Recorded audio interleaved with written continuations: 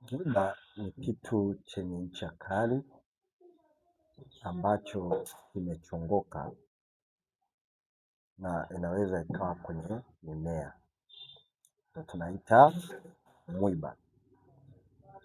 Sasa kwenye maandiko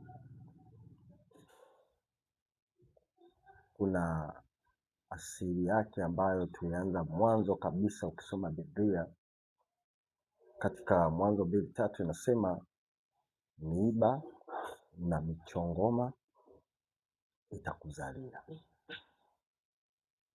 Sasa moja kwa moja miiba na michongoma itakuzalia, maana yake kinachozalishwa, maana miiba ina uwezo wa kuzalisha.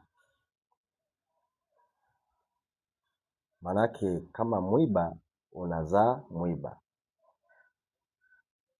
Kwa hiyo sasa mwiba, watu wengine wanasema Paulo alipopata tatizo alikuwa anamwambia, nilimsihi Bwana uondoe mwiba kwenye mwili wangu. Mungu akamwambia, neema yangu inakutosha. Sasa moja kwa moja wahubiri wanasema kwamba mwiba ni ugonjwa aliokuwa nao Paulo, lakini direct when you read the Bible, unaposoma Biblia yako katika Waamuzi 2:3 anasema sitawafukuza adui mbele zako, watakuwa miiba kwenye mbavu zenu. Sasa moja kwa moja direct, mwiba ni mtu au watu. Sasa inawezekana una miiba inayokuzuia kwenye maisha yako ambao ni watu, inakuwa ni kizuizi kwako. Kuna wakati mwingine Mungu anaweza akakuacha kabisa ukawa na tatizo lile lile,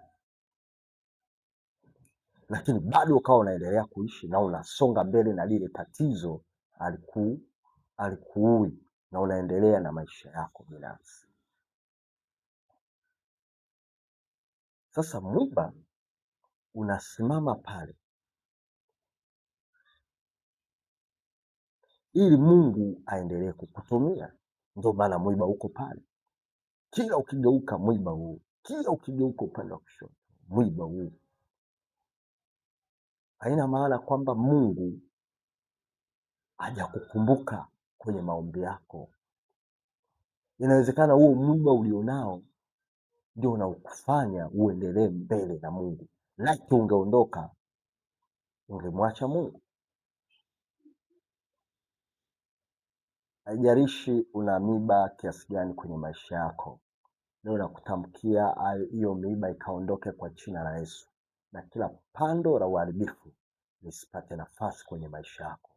Mungu akubariki sana.